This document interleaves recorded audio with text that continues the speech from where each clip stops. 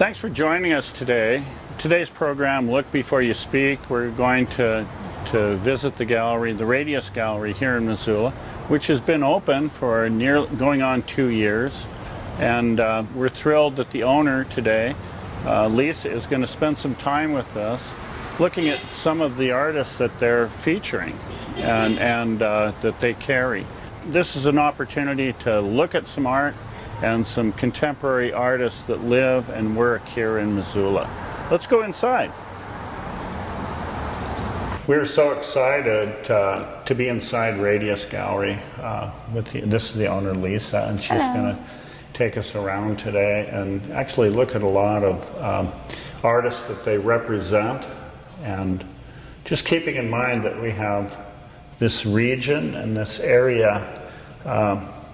It speaks to the whole idea that, culture and art is not something far, far away, but it's connected to the region and this place. And the Radius Gallery has done such a good job in bringing to light all of the regional and cultural treasures that we have locally. The program, as you know, Look Before You Speak, the idea is to kind of take a little bit of time and focus on artwork, look at artwork and have that up on the screen. Traditional television keeps an image up for 1 to 2 seconds. We fly in the face of that, and maybe the program isn't for everyone, but we want to have artwork up on screen for a while it is being talked about and celebrated. So Lisa's agreed, and the Radius has agreed to celebrate some of the artists that they have on exhibit now. This exhibit is entitled Object, Manner, and Means, and an exhibition that relates to figurative artwork. So, Lisa, thanks for having us. Yeah, it's nice to be here. Well, it's nice to have you here. Okay. I'm always here. Okay. And can we look at Holly Andrus? Yeah, so Holly Andrus, as you know, you said you've known her since... She was young, since the fourth grade. So for a while, and she's actually one of the people that I've known with several different hats on, as an educator and then as a curator. She grew up in Missoula on Short Street on the other side of Reserve, and I knew her family. Yeah, she's the youngest of 10 children. Yeah. So big family.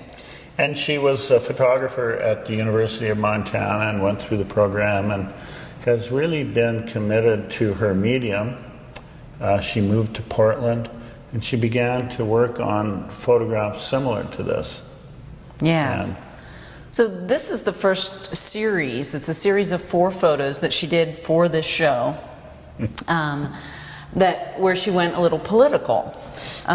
So Jason, my husband, co-owner, asked her to be in a figurative show, and she said she started thinking about what figure has really made an impact on me, and the answer was Donald Trump. And she focused on a moment after the election where she was sure that we were going to have a woman president and what progress this would make for women and the ideals of feminism and equality.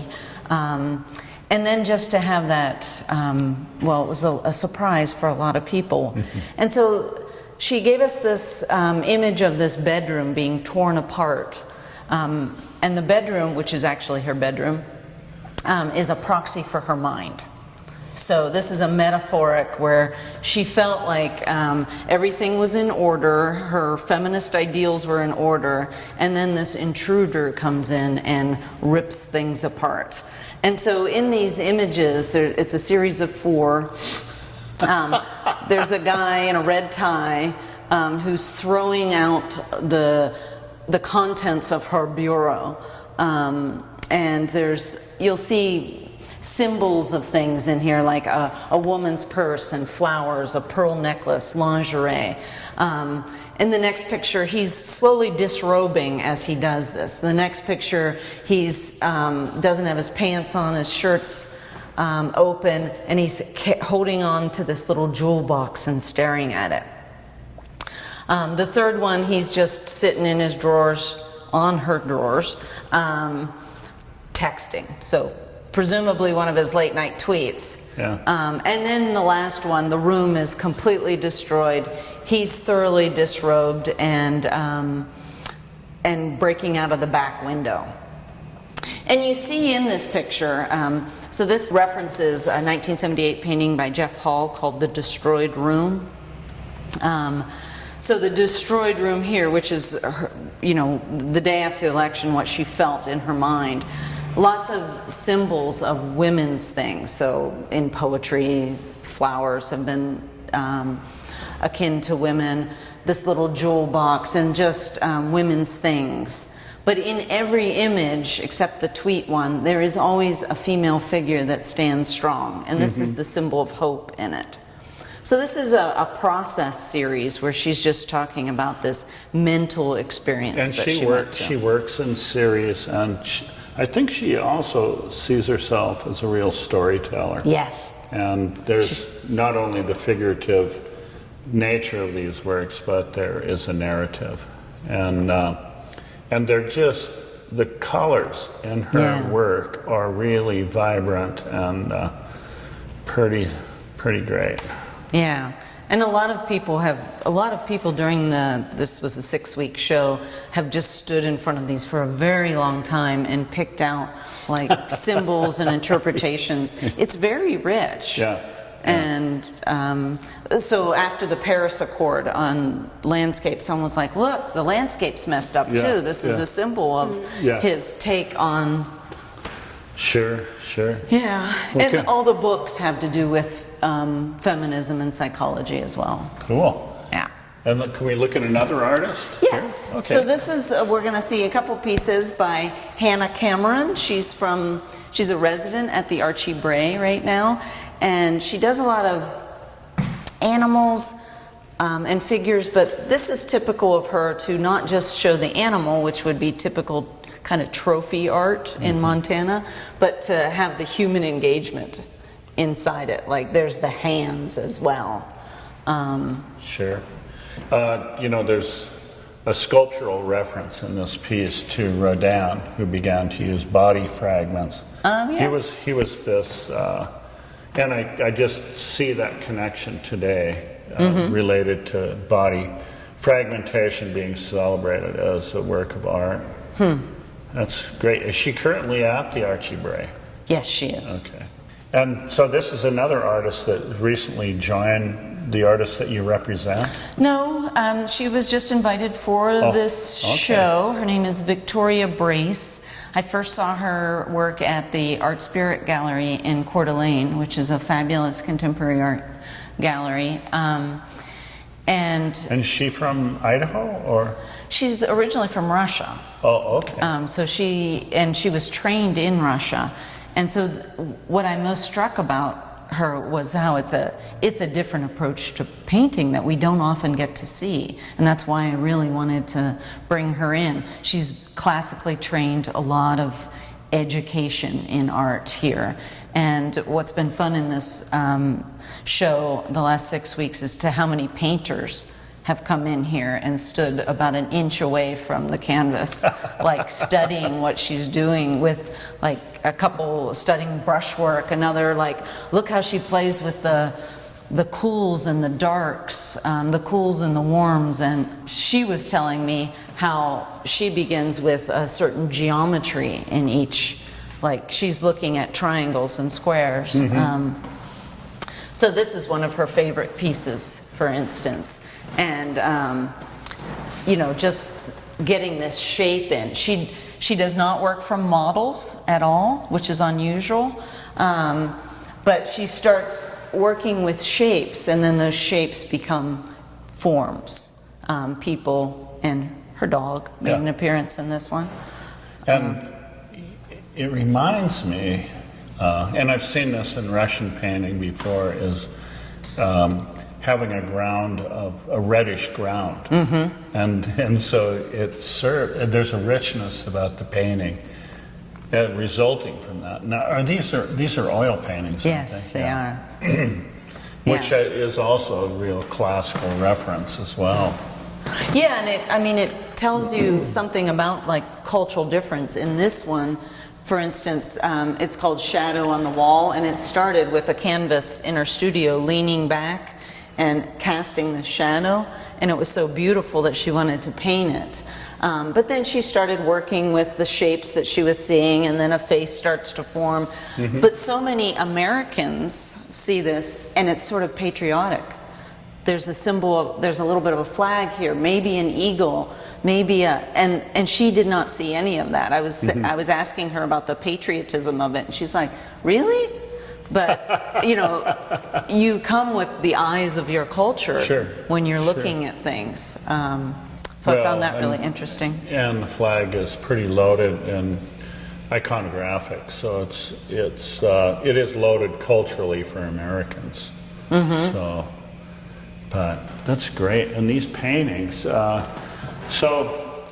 mentioned that you carry and represent many artists. About 15. Okay, that is wonderful. And I think last time I was on your show it was 11. Okay, well that's great. That's we live in an area where there are a lot of artists, and many that are not can't find any representation or venues to share ideas. And on a certain level, yes, it's about commerce and putting bread on the table and everything, but it's also about an opportunity to share the ideas and be part of a dialogue. Yeah. And you serve just a tremendous, you serve the public in that way, in allowing artists to speak a voice, and that's important. And we're careful about, I would love to represent more artists, but every time you represent an artist, you owe them representation, and that means work. You've got to put the work out there, and so we're really careful about how we take people on, whether or not we have the bandwidth to really do them to get their work out there. And well, you guys do a great job, and so many communities in the West don't have representation whatsoever. No. And so Missoula is very fortunate to have you. Oh, thanks. Let's look at another artist. Okay. I think Linda Leslie is a good place to go. Okay. I was really struck by these paintings because they relate to, in my mind, I don't know this artist at all, but when I'm looking at this, relate to a little bit of the movement in the Southwest of surrealism that occurred, at post-World War II, and in the American West there was a surrealist movement. So. And how are these surreal? Do you see? Just a layers of suggestive narrative, and you can imagine these wacky conversation in these Victorian dresses, and there's a mixture of, there feels like there's a mixture of time or time travel, and there's a lot for the mind to fill in. Yeah. So. Well, ding, ding, ding, Mr. Gluckert, you got it right. Oh, okay. She was a painter in the Southwest for 20 years. Okay. So I'm sure she picked up some of those influences that you're talking about. Well, she does live in Missoula now. Her name's Linda Leslie. And again, like Victoria Bray, she's classically trained, and you see someone who really knows her way around paint, the medium, and brushes, and that atmosphere that she's able to get. So they are very mysterious, kind of 19th century. We're talking that it always seems like something is about to happen right outside the frame of the picture. There's a lot of. Is this a window or is that a painting? You don't know, and you're going, "Wow, okay. Well, I think they're paintings." But and then where does this L count come from? And the dress. People don't. I mean, they're obviously painted in this day and age, but they look like they're, you know, from Jane Eyre. Yeah, definitely. It's got a Jane Eyre feel. Yeah. And I like how there's this domestic environment. You would figure like a hearth warming in the corner or something, but nobody's looking at each other.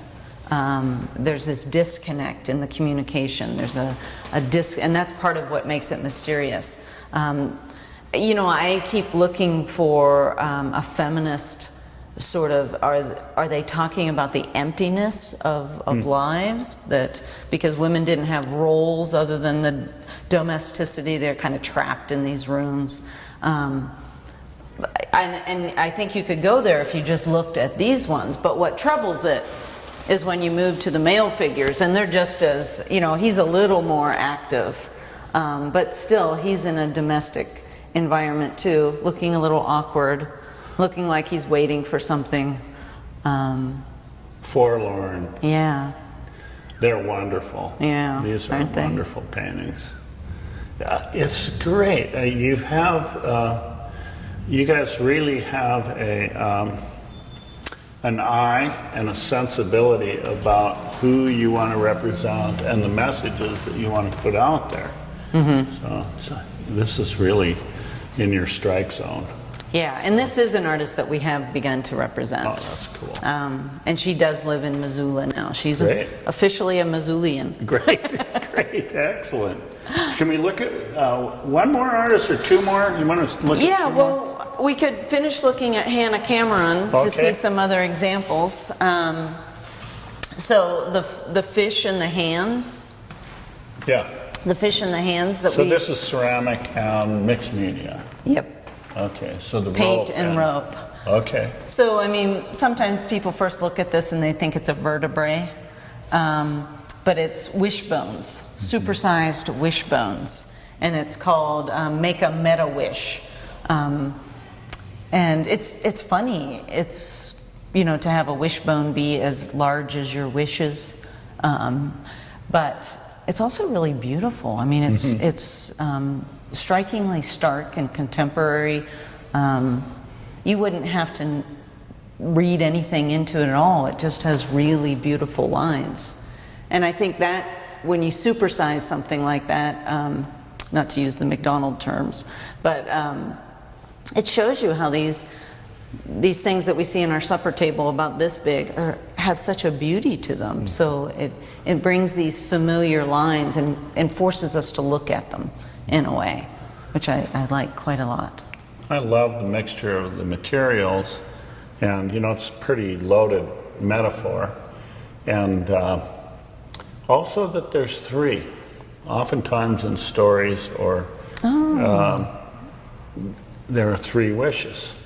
That's and they're also usually categorized by what's your first wish, what's your second wish, and your third wish. And you better, it's loaded by the time you have your third wish. The third because one. The first two haven't turned out, So You're right. I like that about it. I really think it's a and I've seen a lot of artwork with wishbones and quite a bit of artwork with three wishbones. Oh, really? And I think this is pretty special, and because it has the scale thing going for it, and it relates to like a really old story. I like that a lot about it.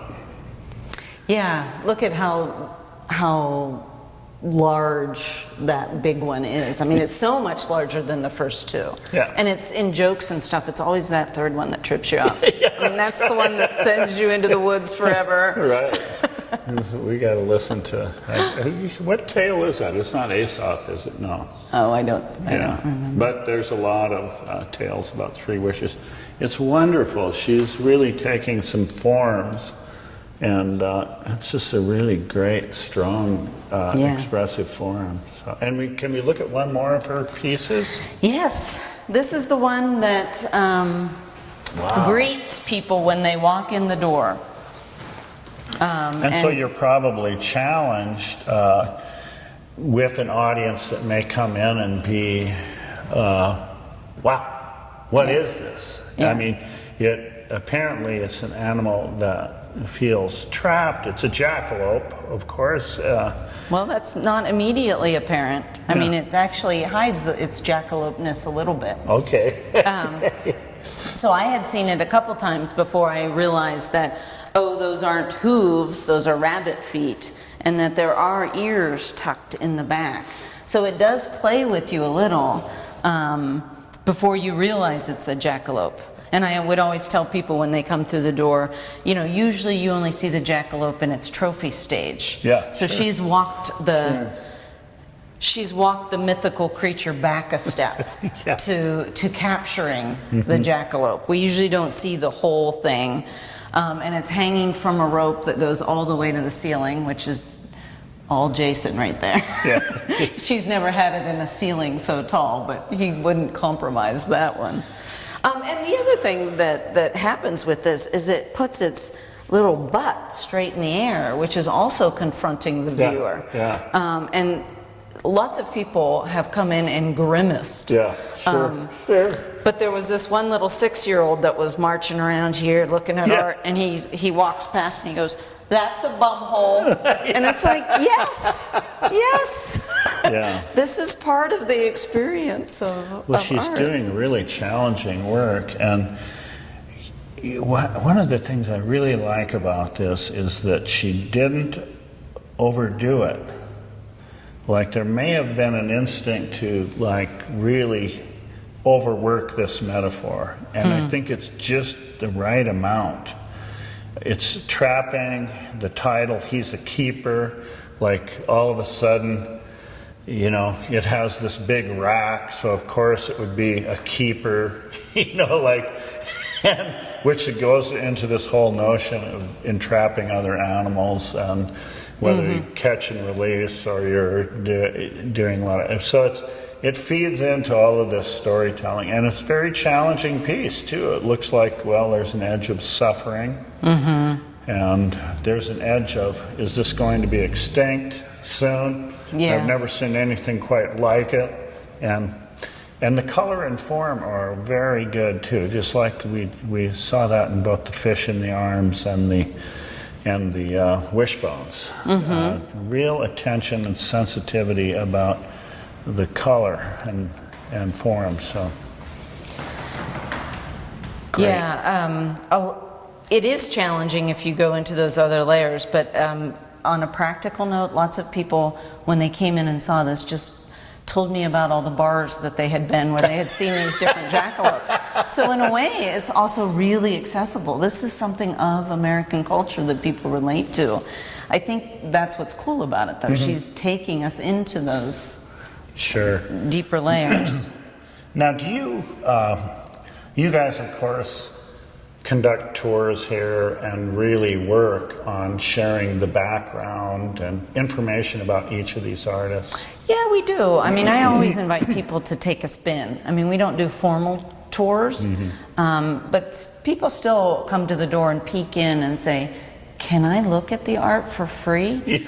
And you're like, "Yes, come in." So there's still a trepidation about art being high culture and inaccessible, and we are trying to break that down as much as we can. And you guys also have artist talks and different programs, and I know you've had like some panel discussions and things like that. And, so, and just social media, like, I mean, that's probably the thing that broke it down the most, is putting up a picture and saying little things about it that aren't intimidating at all. Little things about, and that gets people in, like, that first layer of, oh, that's not hard. Oftentimes people who might have an interest in art and might find a museum really intimidating, or they don't know any artists, and you know, it's like a foreign language to them. Yeah. And I just want to encourage people to come out, visit galleries. It's not a foreign language. And it's not how it's often depicted on television. Yeah. Where those snotty people are like, you know, a cigarette butt is going to be worth $100,000. Yeah, and you know, artists are working hard. They live in our neighborhoods and walk on our streets, and it's not an alien thing. And people should come down to the Radius Gallery and check out what's going on. Please do. Let me take you for a spin. And thank you so much for tuning in today. And check out this gallery. It's really a cultural treasure for the city of Missoula and the region.